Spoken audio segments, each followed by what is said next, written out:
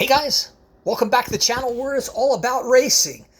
In today's episode, you guessed it, we're going to take a look at this 1986 Porsche 962. Yes, this is the Rothmans Porsche that you've probably seen many times in model cars, various videos, things like that. This is a 143 scale model. It is part of the Porsche dealership collection.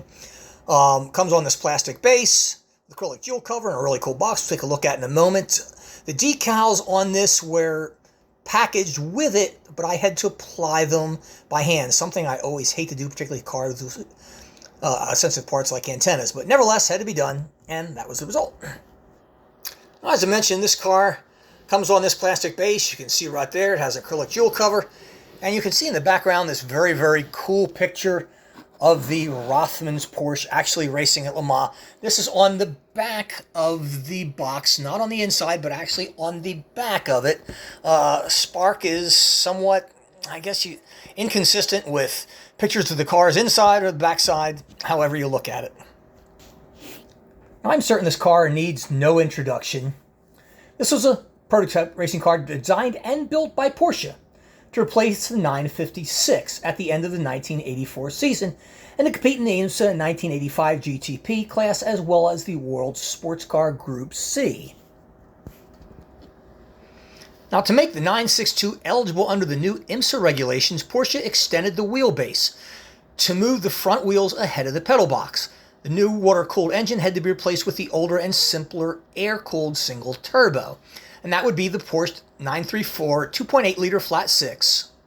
In total, Porsche would produce 91 of these cars between 1984 and 1991. 16 were for the factory team and 75 were sold to customers. Derek Bell, five-time Le Mans winner, drove the 963 to 21 victories between 1985 and 1987. From the mid to late 80s, the 962 would win everything, including two Le Mans races in 1986 and 1987. This car that you're looking at was the winning car in 1986. Now, many private teams would modify their cars to adapt to their needs, i.e. Jost, Kremer, Brun Motorsport, and GTI Engineer. This model, I think, is a really good-looking car, very well done by Spark. Everything you see pretty much on it were included except the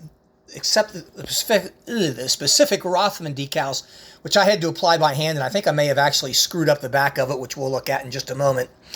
But I was really impressed at how the decals were cut. Notably, they were cut so that they would not cover the exhaust that you see right there under Rothmans. And that was something I thought was pretty cool, and they paid close attention to it so that you could do that. And there you can see the exhaust sticking out of there. Got the wheel covers on there, which I think are really sharp. On the cabin itself, if you lift it up, you see the drivers, Derek Bell, Hans Stuck, and Alec Holbert. And where I screwed up, I think, is taking a look at this Rothman decal that is actually on the engine cover. And I thought from the pictures I saw that it falls further back, and I think I screwed up. I think I probably should have placed it right here, a little further up. I've seen so many different pictures of so many different cars, and with it placed in in all sorts of areas. It was really quite confusing. I really hate applying decals. That's one thing I just absolutely hate doing. Let me see if I can zoom in here. I'll take a look at the back of it. You know, Spark, they're really good at paying attention to all sorts of details. I think they do a good work with the underside of this car.